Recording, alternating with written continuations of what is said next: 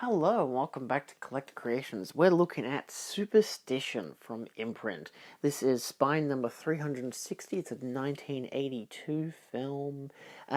This was previously actually released by Scream Factory in the US, which is notable because it has basically the same stuff except for like two new exceptions. We'll dive into it, but let's look at the packaging. Wow, isn't this just stunning artwork? It actually is. It is genuinely beautiful artwork. I love this poster. Man, I wish this movie was good. On the back, you get an image that I don't recall in the movie. You get a tagline, which I think is really funny after having seen the film. It's accurate. Of course, it tells you what the film's about and all the other details. It's region free. It is 125 minutes long, an hour and 25 minutes long. 1080p, 185 to 1, so it takes up the whole screen. LPCM 2.0 mono, English language with optional hard of hearing subtitles. Yeah, I did the bad thing of actually reading this before I watched the film, which didn't help because it's something that comes into play later in the film to explain what's going on instead of it being a mystery, which really sucks. But I don't blame Imprint. It's the general thing. You look it up on like Letterboxd, you get the exact same thing explaining what the film's about. Anyway, you get inside artwork, which I do really like this artwork as well. I think this artwork fits the film a lot more, mostly because it's got that kind of more slasher religious vibe to it, because it's a supernatural slasher film. You'll believe it just before you die. Interesting way to phrase things, but nevertheless, you get disc artwork and you get a picture of a girl on the inside. The girl who doesn't show up too often in the film, but she's technically very, very vital. In terms of video and audio, what do we have to say about this marvelous film from 1982? Video, the transfer is fine. It's not bad, but it's not great. It suffers from lots of scratches and dirt, mostly during like speckles and white dots and everything, mostly during the nighttime or darker sequences when they're inside the house and there's less light, or it's just nighttime generally. There's a lot more speckles in the areas that are the darkest parts of the screen. The daytime sequences or the actual well-lit interior sequences look really nice. So it's like, I think it's just a kind of way that the film was made, like low budget kind of cheap film in a way. Very much a common thing for slasher films in the 1980s, where it's like if you get bad film stock, it kind of is like that. And most of the time, you want them to be spooky and in the dark, but even then, it has its own repercussions. So the worst looking parts are those scenes, but it never looks unbearable. I wasn't watching it thinking, this is distracting, or this is the worst thing I've ever seen. It's still an okay print, it still looks okay, it's just not a great looking film, and outside of some great looking sequences occasionally that have more light and whatever, and look, oh my god, so great, but then the rest of the film is like, it's fine. So yeah, it comes off as cheap, but I don't blame Imprint, I don't blame the transfer. It's like, I don't think I would have put in a lot of effort to make this film look a lot better, but at the same time, I don't think they would have been able to. Yeah, so you can still see things, clearly, even when it's, has less light from the darker scenes and whatever, but none of it looks bad, realistically. It's just dirt and scratches and stuff, and just a lot of white speckles and stuff scattered throughout the screen, the occasional visual anomalies that you get from a film print. But for the most part, it looks fine. It's a decent transfer for what it's worth. Audio-wise, there is a 2.0 mono track, so I whipped on the headphones to really immerse myself because I couldn't be bothered listening to it for the whole 5.1 setup. It sounds fine. Again, it's the technical limitations of what they actually did during the production of the film is where the noticeable audio things kind of become comeuppances. Like, audio sounds fine, except that occasionally it's a bit crackly. Not too often, only for a couple of scenes. The music was good, always bombastic and whatever, so I had no issues with that. There are scenes where they have the witch set in the past and she's talking in a lower tone, and you can hear that they're like editing the frequency to make it lower when they made the film, of course, not a imprint thing, because at the same time you can hear other people talking and their voices are lower, and you can just hear it crackle between the octaves, which again is not something I would criticize imprint for. It's clearly a matter of just the transfer. It's just the film. The film just sounds this way, so it's not perfect a lot of the time when people are talking, but you can always hear when people are talking, you can always understand what they're saying.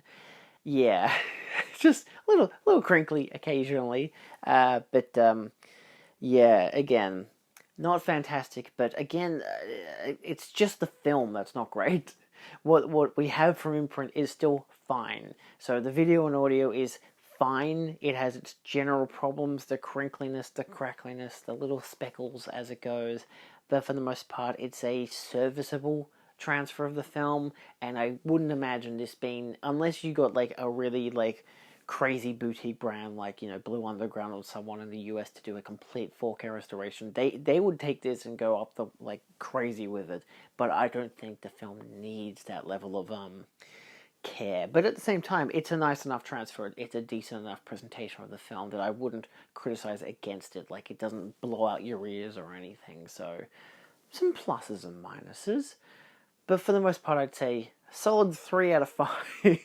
I gotta start scoring this stuff, but maybe, yeah, 3 out of 5. It's fine. Special features, though. 2 of them are pre-release stuff from the Scream Factory version. That is the Lake of Fire interview with actor James Horton, which is 30 minutes long, talking about his career, him working on the film, that kind of stuff. But it is a previously produced from Scream Factory. So I do like that Imprint did that. They like, hey, we now have that, especially because that Blu-ray, I believe, came out like 12 years ago or something, based on one guy's review I saw on Letterboxd who had seen it. So I'm like, oh, okay. So it's an old Scream Factory Blu-ray that wasn't a collector's edition, but it was a decent transfer, so I imagine it might even be the same version that Scream Factory has for the video and audio. But we get some nice artwork, and we get that imprint touch. You do also get that Crazy Witchcraft, which is an interview with the director, James Robertson, which is 24 minutes long. Again, same kind of deal, him talking about his career, and then, of course, delving into the making of the movie. The main kicker outside of the audio commentary, which is done by Justin Kurzweil, author of the Teenage Slasher movie book from 2024, as in it's a recent 2024 commentary track. You do get Season of the Witch Supernatural Slashers, which is a video essay by author and editor-in-chief of Diabolique magazine, Kat Ellinger. In this 16-minute long video essay, she dives into supernatural slashers, as the title suggests. It catalogues the slashers that indulge in supernatural elements with fantasy elements and special effects, basically documenting the history of them from where the slashers came from, which I find funny, having watched a very similar video essay on the Death Valley release, but this one goes into the supernatural slashers and their boom throughout the 80s, how they kind of correlated on par with like Italian horror films at the time, with Geno's works and Lucio Fulci and Mario Bava, stuff like Suspiria and the Gates of Hell trilogy. And so it's mostly just like a clip show of that kind of stuff, whilst contrasting, like telling you what the films are, giving you a basic idea of what the supernatural element is to whatever degree, while showing you some fun gore effects or some stills and back and forth. She dives into a lot of films and how they dabble with, again, the supernatural slasher, with the occasional spoilers for slashers you've probably never heard of. She mentioned one American one that I've really wanted to see for a while now, and she actually spoiled the twist, and I'm like, okay, that kind of sucks, but at the same time, it's been out for like 40 years. I can't blame her. So, but it's fun to watch a video like this that reminds me that I love this subgenre of supernatural slashers. I just don't love the film. This film in particular, I just don't love it. But I love this subgenre, especially because she dives into the after effect of this film in particular with stuff like, the Halloween films and the Friday the 13th films, and how they become more supernatural when you get Nightmare on Elm Street and stuff like that. And I just love that. It's taken the slasher element and given it an extra little pump, get some extra juice out of it. And I kind of really dig that about that subgenre. So maybe I just don't like witches. Well, let's look at the film itself. I gave the film 2 stars. I wasn't huge on it. It was It has some fun gore, some great scenes with the gore. A priest getting killed by a rogue buzzsaw. It's really gory. It's nice. Um, there's a good 2 to 3 minute sequence near the end where one girl, after having just been killed, which is a fun visual, except for the constant screaming is really irritating. But the main character, who's a priest, gets chased by this witch who will occasionally jump scare people by grabbing them with her blackened, creepy nail hand and whatever. It's, again, fun jump scare visual, but just very repetitive, very Conjuring-esque. But she well, it's not even a she. It's just, I mean, it is a she, but it's a cloaked figure, much like, of course, this image suggests, even though this is not an image from the actual film, it never happens, but a cloaked figure like this with the whole backlit silhouette chases him. It's very Suspiria, very Dario Argento, and like the visuals, the music, the way it's all shot, the lighting cues, everything just looks and acts fantastic. I'm like, oh my god, where has this scene been in this whole movie? This is amazing. And then the witch vanishes, and then it's just, if anything, this is mostly a rip-off of just Friday the 13th, like the original Friday the 13th, if Pamela Voorhees was a witch the whole time. Because she just goes around killing everyone, and in the same kind of way of just randomly just grabbing people off and pulling them off screen, or just some occasional blood and gore here and there, whatever. But the more infamous example of she just leaves bodies to just fall in places. One of the kids die in this movie. No one survives. The mother opens up the door and the kid's body swings down. I'm just like, this is just Friday the 13th. It's just ripping off Friday the 13th very nonchalantly. So, yeah, it has some fun sequences, but for the most part, it didn't gel with me. It's either too long between kills, and it just feels like it's being dragged out for an 85-minute long film. They could have cut 10 minutes out of this movie. So, yeah, I don't know, it felt pointless and very boring a lot of the time, and I just didn't give a shit during most of the runtime. But, you know, that's just how it goes sometimes. No films are perfect, and that's just kind of what you get out of it. But I do appreciate the whole package from Imprint. Because whether I dislike the film or not, it has great artwork and a good set design. The commentary, I imagine, could be quite interesting, but I have not taken a listen to it, given that this is my first time watching the film. But visuals and audio, it looks and sounds okay. It's perfectly serviceable. Nothing I would go ho-hum as this is the greatest thing ever. It's far from it, but it's not the worst thing ever as well.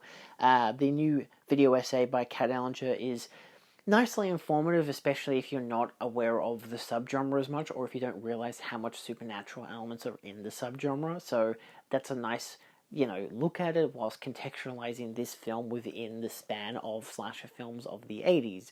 And then, of course, the two pre-existing interviews with the director and the lead actor are nicely informative as well. That's like an extra hour of runtime just listening to two guys talk about their careers and their, role in this film. So it's nice that they were able to port over those special features from Scream Factory. So as an overall, if you're a big person into the supernatural slasher film, you might really get a kick out of this. If you never got the Scream Factory version, I'd highly recommend this from just the overall package, but also it's a region-free release.